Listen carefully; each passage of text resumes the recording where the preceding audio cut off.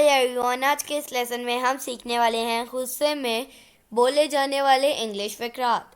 तो दोस्तों, अगर आपका ख्वाब भी है कि आप फ्लुएंटली एंड कॉन्फिडेंटली इंग्लिश बोल सकें तो हमारे चैनल इब्राहिम टीवी इंग्लिश को कर लीजिए सब्सक्राइब और बेल नोटिफिकेशन के बटन को भी प्रेस कीजिए ताकि आप हमारी कोई भी वीडियो मिस ना कर सकें। तो चलिए शुरू करते हैं अपना आज का lesson.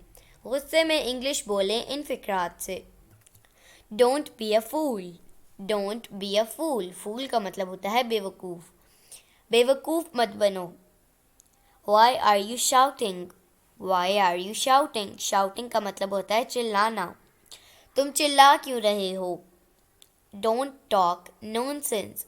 Don't talk nonsense. Talk का मतलब होता है बोलना या बातें करना। बक बक मत करो। Don't trouble anyone.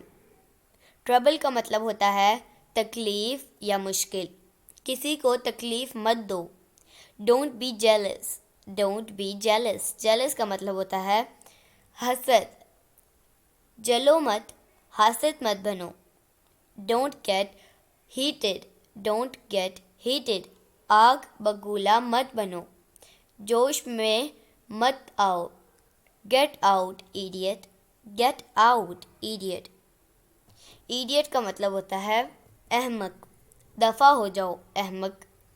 The quarrel is settled. The quarrel is settled. झगड़े का फैसला हो गया। क्वेरल का मतलब होता है झगड़ा। You shut up. You shut up. बकवास बंद करो तुम। Get out of my site. Site का मतलब होता है नज़र। मेरी नज़रों से दफ़ा हो जाओ। He is a mean fellow. He is a mean fellow. Mean का मतलब होता है मतलबी। वो एक मतलबी दोस्त है। Get lost. Get lost. दफ़ा हो जाओ।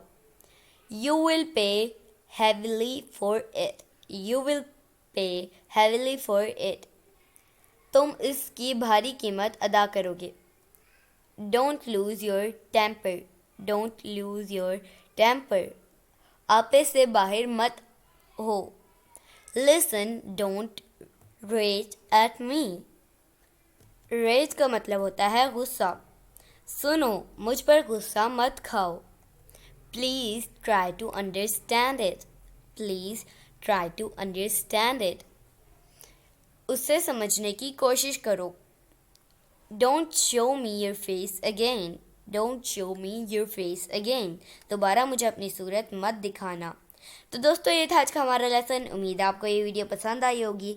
आपसे मिलेंगे अगली नेक्स्ट वीडियो के साथ। तब तक के लिए अल्लाह हाफिज़।